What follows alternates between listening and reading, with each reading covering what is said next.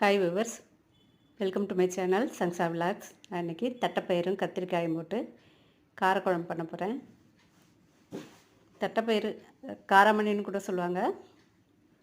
இது நாட்டு காராமணி. அதை போட்டு நல்லா வறுத்துட்டு குக்கரில் போட்டு மஞ்சள் தூள் கொஞ்சம் பெருங்காயம் கொஞ்சம் போட்டு நல்லா 6 விசில் விட்டு வேக வச்சு எடுத்து வச்சுக்கலாம்.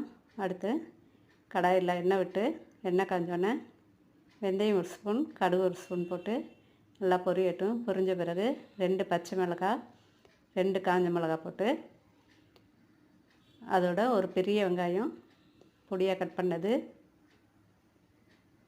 ஒரு பெரிய தக்காளியும் போட்டு நல்லா வதக்கலாம். அதுக்கு பிறகு 3 கத்திரிக்காய் பெருசு பெருசாக கட் பண்ணி வச்சுருக்கேன், அதையும் சேர்த்து நல்லா வதங்கட்டும். வதங்கின பிறகு 3 டீஸ்பூன் அளவுக்கு மிளகாய்த்தூள், குழம்பு மிளகாய்த்தூள், கொஞ்சம் மஞ்சள் தூள், கொஞ்சம் பெருங்காயப்பொடி சேர்த்து நல்லா கலந்து விட்டுக்கலாம். நல்லா வதக்கிட்டு ஒரு பெரிய நெல்லிக்காய் அளவுக்கு புளி கரைச்சி வச்சுருக்கேன், அதையும் ஊற்றிக்கிறேன். என்னோடய சேனல் சப்ஸ்கிரைப் பண்ணாதங்க சப்ஸ்கிரைப் பண்ணிவிட்டு பாருங்கள். கொஞ்சம் கருவேப்பிலை பொடி, ஃப்ரெஷ் கருவேப்பிலை இல்லை, பொடி பண்ணி வச்சுருக்கேன், அது காஞ்ச கருவேப்பிலை பொடி பண்ணி வச்சது போட்டுக்கிறேன்.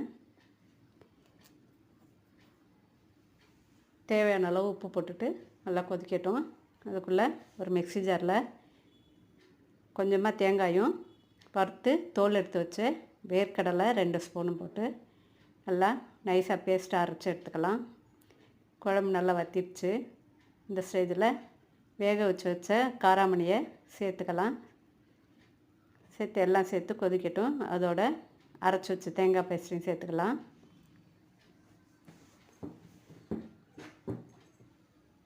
சேர்த்து ஒரு 2 நிமிஷம் கொதிக்கட்டும். லைட்டாக பொங்கி வரும்போது நுரக்கட்டி வரும். நுரக்கட்டி வரும்போது ஸ்டவ் ஆஃப் பண்ணிட்டு